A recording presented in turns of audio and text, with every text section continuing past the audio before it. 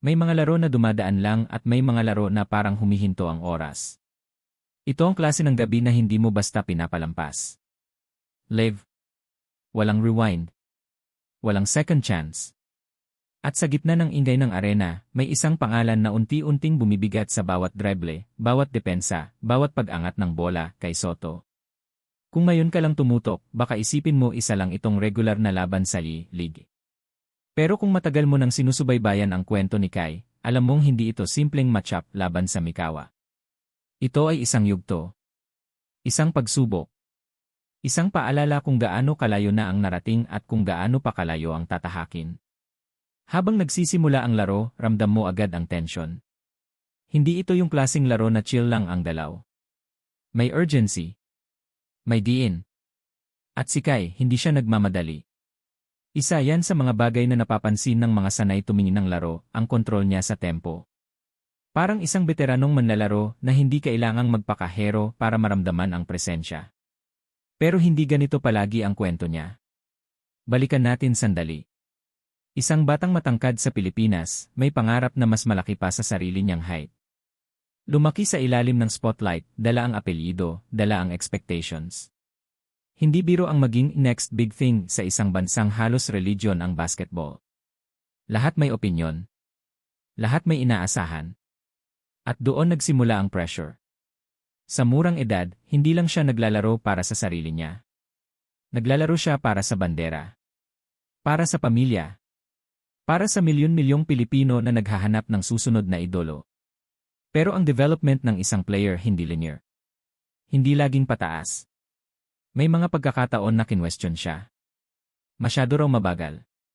Masyado raw kulang sa physicality. May nagsabi pa hindi raw siya pang-NBA. At sa mundo ng professional sports, ang ganitong ingay hindi mo basta-basta matatakasan. Kaya ang tanong, paano ka lalaban kapag pati sarili mong confidence sinusubok?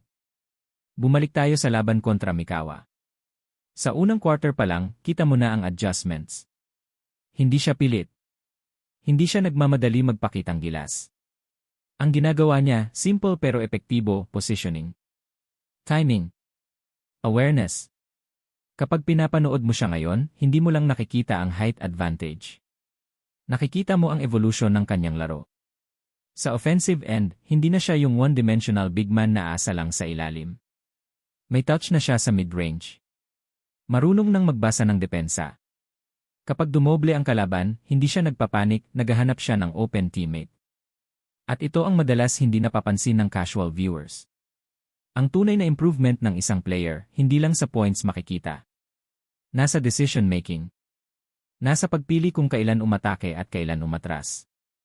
At si Kai mas kalmado na ngayon. Pero hindi ibig sabihin wala ng struggle. Dahil ang Mikawa, hindi basta-basta kalaban. Disiplinado. Physical. Marunong mag-adjust. Hindi sila basta matatakot sa height ni Kai. May mga possession na tinutulak siya palayo sa comfort zone. Pinipilit siyang maglaro sa labas. At dito mo makikita kung gaano na siya ka-mature bilang player. Hindi siya basta sumusugod. Hindi siya nagpipilit ng tira kapag hindi kailangan. Sa halip, ginagamit niya ang isa sa pinaka-underrated na skills sa basketball, patience. Sa gitna ng laro, may isang sequence na parang sumasalamin sa buong journey niya. Nakakuha siya ng bola sa low post, may defender sa likod. May help defense na paparating. Sa dating Kai, baka agad siyang tumira. Pero ngayon, nagpivot siya. Tumingin. Nagbasa. 1 segundo. 2 segundo. Biglang pass palabas, open 3. Swish. Hindi siya ang nag-score. Pero siya ang dahilan kung bakit nangyari ang play.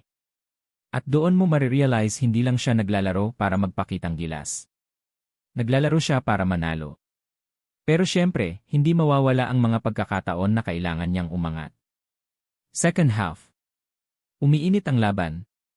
Lumalapit ang score. At dito na pumapasok ang psychological aspect ng laro. Kapag dikitan na, hindi na lang skills ang laban. Laban na rin ito ng composure. At dito sinusubok ang mga batang player. May mga pagkakataon na makikita mo sa body language kung sino ang natitinag. Sino ang nagdadalawang isip? Sino ang nawawala sa ritmo? Kay Kai, may konting bakas ng pressure, natural lang iyon. Pero hindi siya bumibitaw. Isang defensive stop. Isang rebound sa gitna ng tatlong kalaban. Isang putback na hindi flashy pero napaka-importante. Ganito ang klase ng kontribusyon na hindi laging napupunta sa highlights pero napakahalaga sa resulta ng laro. Kung titignan mo ang kabuuan ng performance niya laban sa Mikawa, hindi ito perpektong laro. May mga mintis. May mga pagkakataon na pwede pa niyang ginawa ng mas maayos. Pero iyon ang punto. Hindi mo hinahanap ang perfection sa ganitong stage ng career. Ang hinahanap mo, consistency ng growth. At iyon ang malinaw na nakikita kay Kai ngayon. Mas assertive na siya kapag kailangan. Mas composed kapag pressured. Mas aware sa galaw ng buong court. At kung i-analyze natin ng mas malalim, may tatlong aspeto ng laro niya na talagang nag-level up. Una, ang footwork niya sa ilalim. Hindi na siya basta umaasa sa height. Marunong na siyang gumamit ng angles. May drop step. May up and under. May konting finesse na dati ay kulang. Ikalawa, ang kanyang defensive timing. Hindi siya yung type na basta tumatalon para lang mag-block. Pinipili niya ang tamang moment. Kaya kahit hindi siya laging nakakakuha ng highlight blocks, ramdam mo ang presence niya sa paint. At ikatlo, ang kanyang mental game. Ito ang pinaka-importante.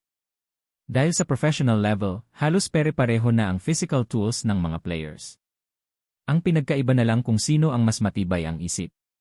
At dito unti-unting nagiging iba si Kai. Hindi na siya basta naapektuhan ng isang missed shot. Hindi siya agad nawawala sa laro kapag may maling desisyon. May resilience na. At para sa isang player na dumaan sa napakaraming expectations at criticism, malaking bagay yon. Habang papalapit ang huling minuto ng laro, ramdam mo ang bigat ng bawat possession. Hindi na ito tungkol sa individual stats.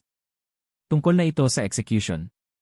At sa mga ganitong sandali, makikita mo kung sino ang tunay na may impact. May isang crucial play sa dulo, pick and roll situation. Si Kai ang screener. Perfect ang angle. Naka-create ng separation para sa guard. Switch ang depensa. Biglang roll si Kai papunta sa rim. Pass. Catch. Finish. Simple.